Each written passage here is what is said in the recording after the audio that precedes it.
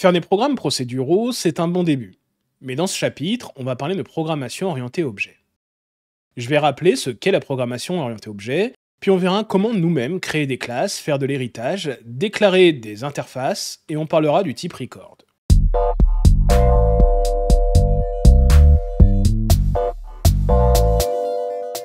Je ne sais pas quel est votre niveau en programmation, donc je vais me permettre de faire quelques rappels sur la programmation orientée objet, et pour certains, ce sera sans doute une découverte. La programmation orientée objet, c'est un moyen de structurer et d'organiser votre code de manière logique, en la faisant coller avec des notions du monde réel.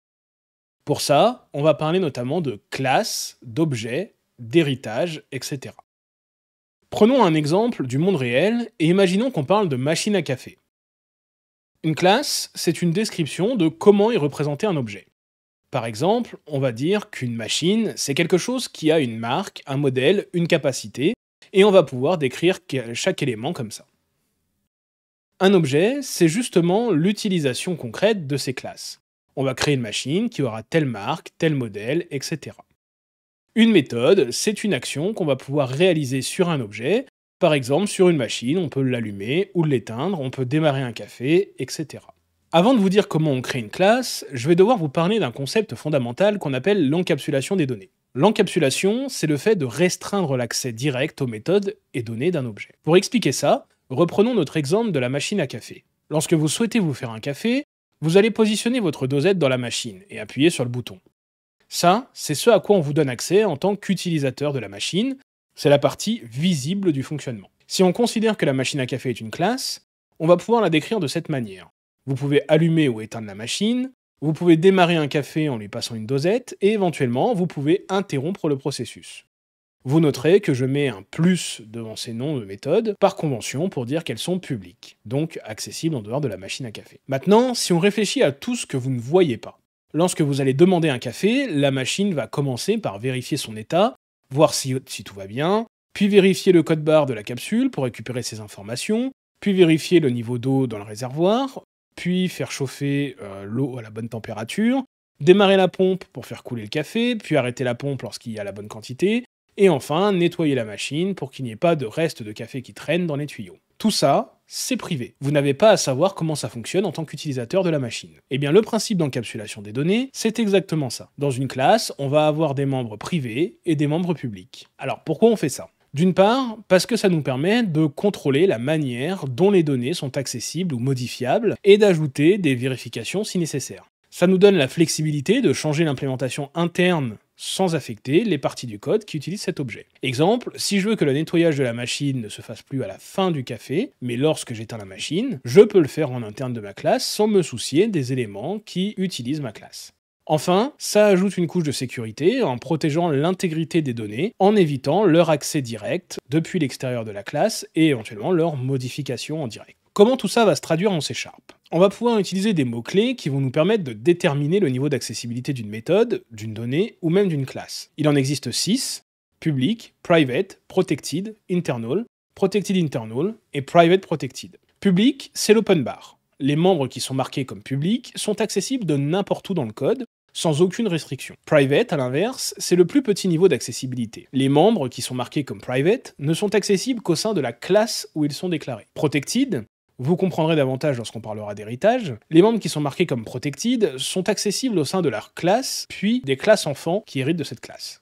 Internal, c'est un peu plus restrictif que public. Les membres qui sont marqués comme internal sont accessibles uniquement au sein de l'assembly où ils sont déclarés. Donc, vous vous souvenez, on a parlé d'assembly dans le premier chapitre. Protected Internal, c'est un mélange des deux précédents. Les membres sont accessibles au sein de l'assembly et également au sein des classes dérivées si elles sont dans un autre assembly. Private Protected, c'est une restriction plus stricte que Protected Internal. Les membres sont accessibles au sein de leur classe, mais aussi par les classes dérivées, uniquement si elles sont dans le même assembly. Juste un dernier point, notez que si vous ne mettez pas le mot-clé pour indiquer le niveau d'accessibilité, par défaut, le membre sera privé. Alors maintenant, voyons comment on déclare une classe, et pour ça, je vais garder mon exemple de la machine à café. On commence par le niveau d'accessibilité de notre classe, suivi du mot-clé classe. Puis on ajoute le nom que je souhaite donner à ma classe, puis des accolades. Le nom d'une classe commence toujours par une majuscule. Maintenant, notre classe, elle peut contenir différents éléments, et je mets des régions pour plus de clarté, mais notez que ce n'est pas obligatoire. En premier lieu, elle peut avoir des attributs, qu'on peut considérer comme des variables internes à la classe. Ici, par exemple, elle va avoir une capacité de réservoir. Pour rappel, on a parlé juste avant d'encapsulation des données, donc normalement, les attributs d'une classe sont privés, et on va mettre en place des accesseurs pour contrôler leur accès. On a donc la possibilité de déclarer ce qu'on appelle des propriétés en .NET. Les propriétés servent justement à exposer ou définir la valeur des attributs. Ici, on a déclaré ce qu'on appelle une propriété auto-implémentée pour la marque de la machine, c'est-à-dire qu'elle va gérer elle-même un attribut interne. Il est possible de définir un niveau d'accessibilité différent, par exemple pour le modèle ici, je peux dire que la récupération de la valeur est publique, mais sa définition est privée. Je peux aussi éventuellement, avec le mot-clé init, indiquer que la valeur de cette propriété ne pourra être attribuée qu'à l'initialisation de l'objet. Et enfin, je peux moi-même définir la manière de récupérer ou d'attribuer une valeur, comme ici pour la capacité. Là, je vérifie la valeur qu'on souhaite insérer à l'aide du mot-clé value à l'intérieur du set. Et ici, si la valeur est inférieure à 0 ou supérieure à 10, je peux lever une erreur, sinon j'affecte bien ma value à l'attribut capacité. Donc là, on a déjà défini la structure de données de la classe machine, maintenant on va devoir déterminer comment on crée un objet de notre classe. Actuellement, si je veux créer une nouvelle instance de cette classe, donc un objet, je peux soit faire appel au constructeur par défaut de la classe, machine tassimo égale new machine, et ensuite utiliser cette variable pour affecter une valeur, tassimo.mark égale tassimo, soit je peux utiliser un initialiseur, d'où le mot-clé init dont on a parlé juste avant, et directement affecter les valeurs de mes propriétés à l'objet à l'aide des accolades, new machine mark égale, numéro de série égale, donc ça c'est bien. Le problème c'est qu'avec ça, je n'ai pas accès à mes membres qui ne sont pas publics. Et si je veux quand même affecter des valeurs à ces membres, ou même simplement effectuer un traitement lorsque je vais créer un objet de ma classe, je vais devoir déclarer des constructeurs. Alors, il faut savoir que sur votre classe, il y a toujours un constructeur par défaut, même si vous ne le créez pas. C'est-à-dire un constructeur sans paramètres qui permet simplement de créer une instance de la classe. Mais bien sûr, ce constructeur, vous pouvez le personnaliser pour effectuer des actions dedans, voire le déclarer privé pour forcer à utiliser un autre constructeur qui lui a des paramètres. Donc ici, un constructeur commence par le niveau d'accessibilité, suivi du nom de la classe et des éventuels paramètres. Et des constructeurs, je peux en créer autant que je veux avec des paramètres différents. Par exemple, je peux avoir un constructeur qui permet de passer la marque et le modèle, un autre qui permet de passer la marque, le modèle et la capacité. Ce qui va me permettre de créer une classe directement en passant ces paramètres. Sans ça, par exemple, je n'aurais pas pu définir le modèle, puisqu'on a indiqué avant que le set de la propriété est privé. Dernière chose, avec l'arrivée de .NET 8, il est maintenant possible de déclarer ce qu'on appelle constructeur primaire, afin de simplifier les déclarations. Et donc ça ressemble à ça. On vient ajouter dans la déclaration de la classe les paramètres du constructeur qu'on peut ensuite affecter à des propriétés qui ici sont en lecture seule puisqu'on n'a pas mis de set. Voilà, c'est plus simple de vous le montrer à côté plutôt que dans la classe qu'on a déjà faite. On a fait nos attributs, nos propriétés, nos constructeurs, il nous reste une chose à voir, ce sont les méthodes. On en a déjà parlé, une méthode c'est une action qui est propre à notre objet, et qui peut ou pas renvoyer quelque chose, et qui peut être privée, protégée, publique, etc. À part ça, on a déjà parlé des méthodes dans le chapitre précédent, c'est ni plus ni moins que la même chose appliquée à une classe. Par exemple ici, je vais déclarer une méthode privée qui va vérifier l'état de la machine, et qui ne renvoie rien. D'où la présence du mot-clé void. Une autre méthode pour nettoyer la machine, là aussi privée. Et une troisième qui me permet d'allumer la machine et qui va en interne appeler les deux autres méthodes. On a vu comment déclarer une classe, mais il y a encore des choses qu'on n'a pas abordées. La première, c'est le concept d'héritage qu'on retrouve en programmation orientée objet. Imaginez que demain, vous ayez à gérer plusieurs marques de cafetière avec chacune ses spécificités, mais aussi chacune des points communs. Plutôt que de copier-coller le code dans chaque classe, vous allez peut-être vous dire qu'il serait malin de créer une classe machine et que chacune des marques de machine puissent utiliser les membres de cette classe. Eh bien, c'est ce qu'on appelle l'héritage. Si on reprend notre classe machine, on peut se dire que les machines ont en commun une marque, un modèle, une capacité de réservoir, ça c'est pour les propriétés, et que globalement, une machine, peu importe son type, elle proposera une méthode allumer, éteindre, et démarrer. Une fois qu'on s'est dit ça, eh bien on peut créer par exemple une classe Tassimo en lui disant qu'elle hérite de la classe machine. Donc on voit ici que pour faire hériter une classe d'une autre, on va utiliser le symbole 2 points. Dans cette classe, ensuite, je peux avoir des membres que je veux.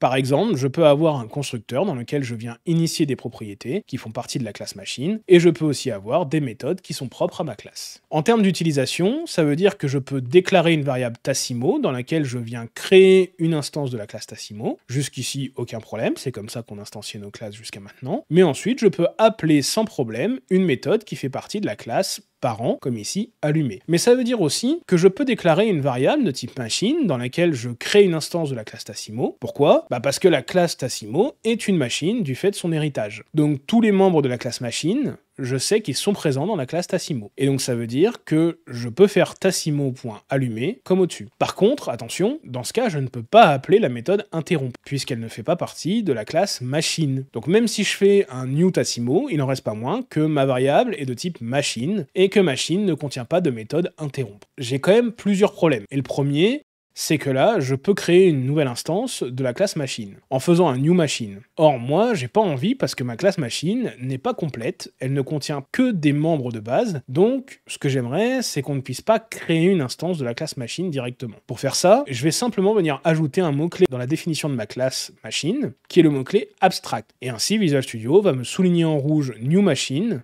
en m'indiquant que je ne peux pas faire ça. C'est bien que ma classe de base, machine, implémente directement les méthodes allumer, éteindre et démarrer, mais j'ai quand même un problème avec ça. C'est que dans la plupart des cas, ça convient, mais toutes les machines ne sont pas pareilles. Et parfois, j'ai besoin de personnaliser ce qui se passe pendant la séquence de démarrage. Donc ce que j'aimerais, c'est pouvoir redéfinir si je souhaite la méthode allumer dans ma classe enfant. Pour ça, la première étape, ça va être de définir le mot-clé virtual sur la méthode allumée, et tant qu'à faire, pareil sur la méthode éteindre. Avec ce mot-clé, je dis à .NET que les classes enfants peuvent utiliser la méthode allumée, et son fonctionnement qui est défini dans la classe mère, mais au besoin, je peux redéfinir cette méthode dans une classe fille. Et pour ça, dans ma classe Tassimo, je vais pouvoir déclarer la méthode, mais cette fois avec le mot-clé override, ce qui signifie que si j'appelle la méthode allumée sur une instance de Tassimo, c'est bien la méthode de la classe Tassimo qui sera appelée, et non celle de la classe machine. Autre problématique, la méthode démarrer dépend de chaque machine, qui va avoir son propre fonctionnement. Et il est impossible de définir un fonctionnement unique. Donc ce que je souhaite, c'est obliger chaque classe à implémenter leur propre méthode démarrer. Pour ça, dans la classe machine, je vais commencer par ajouter le mot-clé abstract sur la méthode démarrer, et remplacer son éventuel code, ici des accolades vides, vu que je n'ai rien mis dedans, par un point virgule. Et cette fois, je vais être obligé d'implémenter la méthode dans toutes les classes filles. C'était déjà le cas avec mon exemple précédent, mais sachez que si vous définissez une méthode abstracte dans une classe, cette classe doit elle aussi obligatoirement être abstracte. On a presque fini sur la programmation orientée objet et tout ce qui tourne autour des classes. Une des choses qui nous reste à voir, ce sont les interfaces. Une interface, c'est un contrat que doivent respecter les classes qui l'implémentent. Si on reprend notre exemple de la machine à café, on va créer une interface qu'on va appeler iMachine. Et il faut savoir que c'est une convention sur les interfaces, elle commence toujours par un I majuscule. Et là,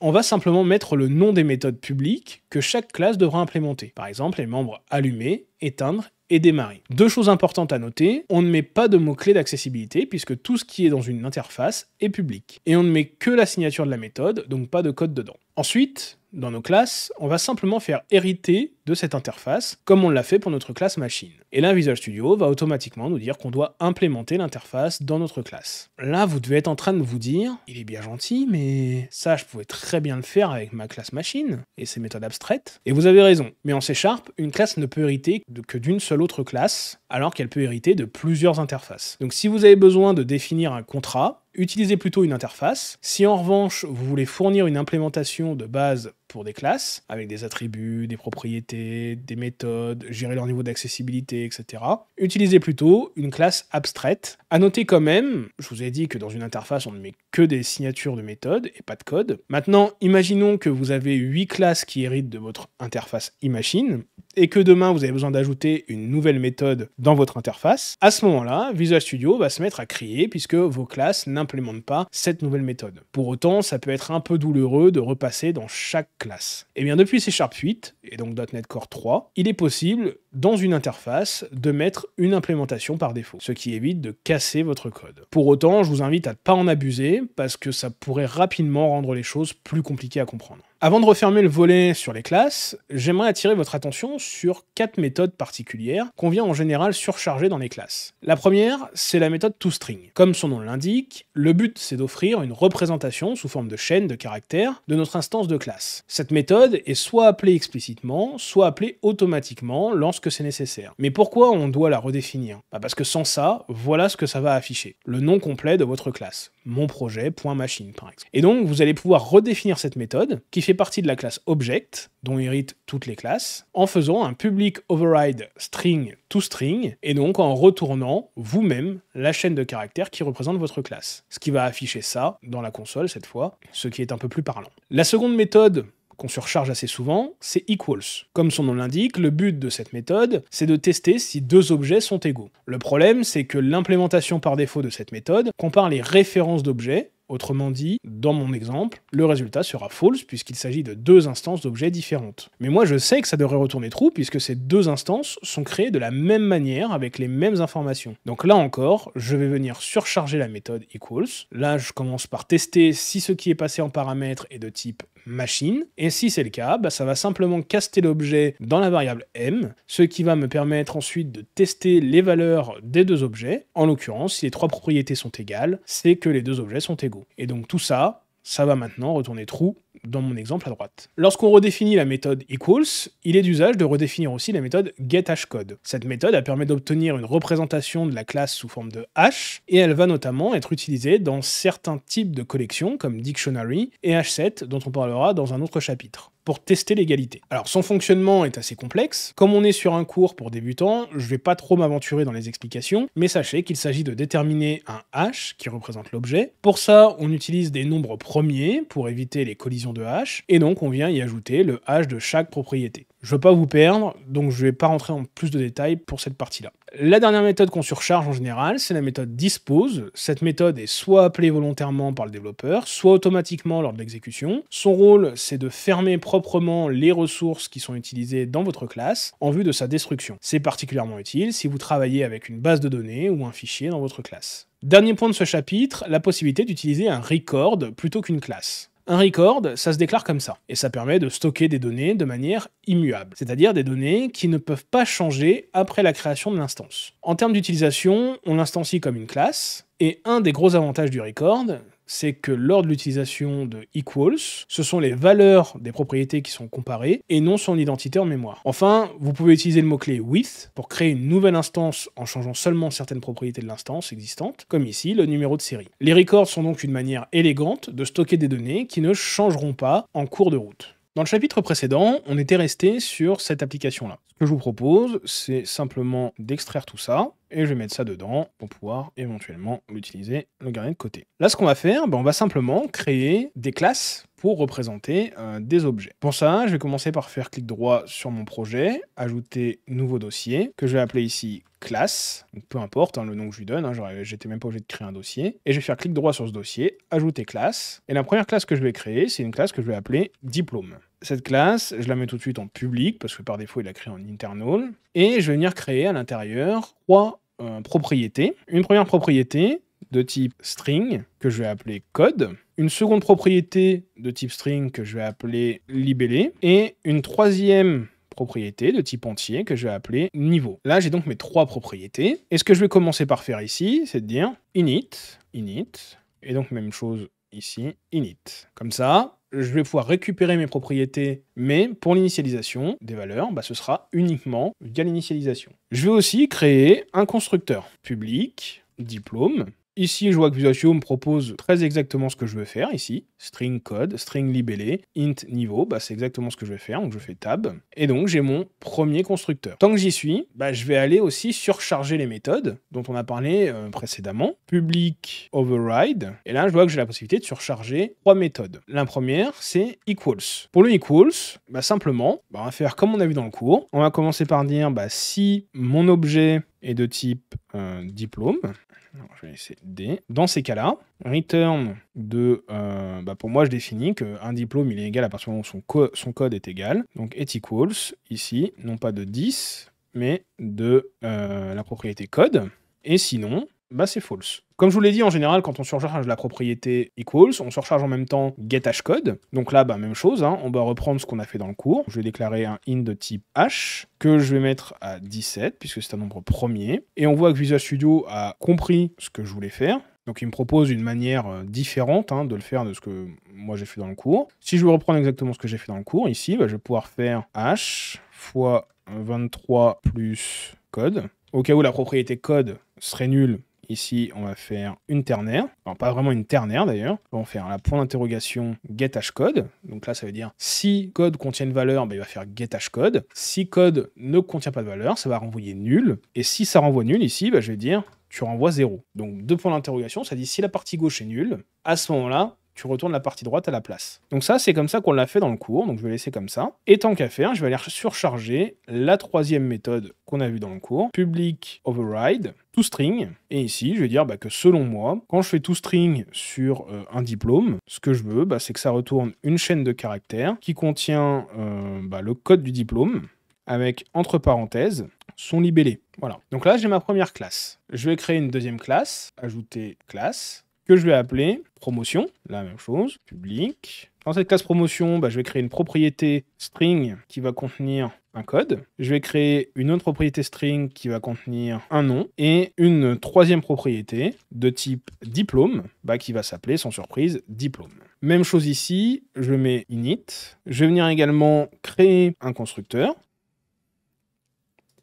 On va refaire la même chose ici. Je vais reprendre ces trois méthodes. Ici, même chose, si ce n'est qu'à la place de diplôme, ici, on va mettre promotion. On va laisser le code pareil. Et ici, on va dire que quand j'affiche une promotion, moi, je veux afficher uniquement son code. On pourrait même directement faire ça, return code. Et je vais faire une troisième classe que je vais appeler élève. Vous avez compris l'idée, on va gagner du temps. Donc, elle contient nom, prénom, promotion, avec donc, pareil, un constructeur. La méthode toString, c'est prénom, nom. Ça, je vais enlever ça. Maintenant, si je veux utiliser ces classes, tout simplement, je vais pouvoir ici, dans ma méthode main, écrire diplôme. Je vais créer un diplôme par exemple qui s'appelle CDA, est égal new diplôme. Et donc là, j'ai deux manières de le faire. Soit je passe par son constructeur, c'est ce que je vais faire en tout premier là. Il va s'appeler CDA, virgule, le libellé concepteur, développeur d'application, diplôme qui va être de niveau 6, si je dis pas de bêtises. Je vais créer un deuxième diplôme que je vais appeler D2WM égale new diplôme. Là, cette fois, je vais passer par les initialiseurs, D2WM. C'est juste pour vous montrer qu'on peut le faire des deux manières. Développeur web et web mobile. Formation de niveau 5.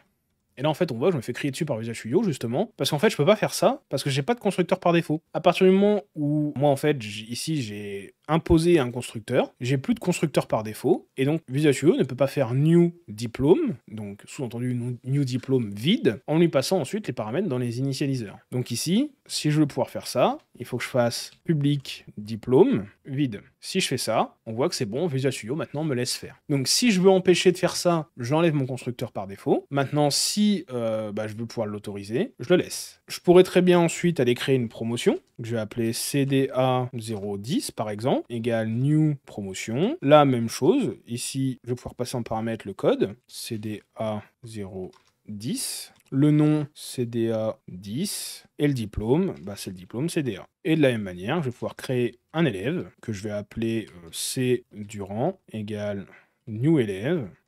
Donc là, on sait que élève, il accepte nom, prénom, promotion. Donc nom Durand, prénom Cédric et promotion CDA 10. Donc là, j'ai pu effectivement créer un modèle de données, créer des classes. Maintenant, j'aurais pu aller un peu plus loin. Mais en tout cas, voilà ce qu'on peut faire déjà et on va aller plus loin dans les prochaines vidéos sur ce même modèle.